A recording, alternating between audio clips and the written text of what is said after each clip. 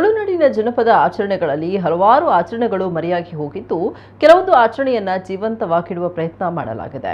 ಅಂತಹ ಜನಪದ ಆಚರಣೆಯಲ್ಲಿ ಒಂದಾಗಿರುವ ಪುರುಷ ಕುಣಿತ ಇಂದು ಕಾಣಸಿಗುವುದು ಅಪರೂಪವಾದರೂ ಬೆಳ್ತಂಗಡಿ ಸುಳ್ಯ ಭಾಗದಲ್ಲಿ ಕೆಲವೊಂದು ಕಡೆಯಲ್ಲಿ ಇದು ಜೀವಂತವಾಗಿದೆ.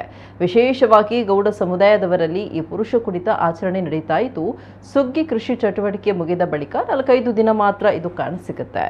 ಈ ಪುರುಷ ಕುಣಿತದ ವಿಶೇಷ ಅಂದ್ರೆ ಇದರಲ್ಲಿ 2-3 ಮುಸ್ಲಿಂ ವೇಷ, ಪಂಡಿತ, ಬ್ರಾಹ್ಮಣ, ಕ್ರೈಸ್ತ ಮೊದಲಾದ ವೇಷಗಳನ್ನು ಧರಿಸಿ ಜನರು ನೃತ್ಯ ಮಾಡ್ತಾರೆ.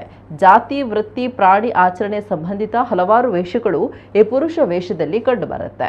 ವಾದ್ಯ, ಟಾಸೆ, ನಾಗಸ್ವರ ಮೊದಲಾದ ಪರಿಕರಗಳ ಜೊತೆಯಲ್ಲಿ ದೇವರನ್ನ ಹೊತ್ಕೊಂಡು ಈ ವೇಷಧಾರಿಗಳು ಮನೆ ಮನೆಗೆ ಹೋಗಿ ನೃತ್ಯ ಮಾಡಿ ಅಕ್ಕಿ, ತೆಂಗಿನಕಾಯಿಯನ್ನ ಕಾಣಿಕೆಯಾಗಿ ಪಡಿತಾರೆ. ಇದೊಂದು ಜನಪದ ಇತಿಹಾಸ ಹೊಂದಿರುವ ಆಚರಣೆಯಾಗಿದ್ದು, ಬ್ರಿಟಿಷರ ಕಾಲದಲ್ಲಿ ಇದು ಚಾಲ್ತಿಗೆ ಬಂದಿತ್ತು ಅಂತ ಹೇಳಲಾಗುತ್ತೆ.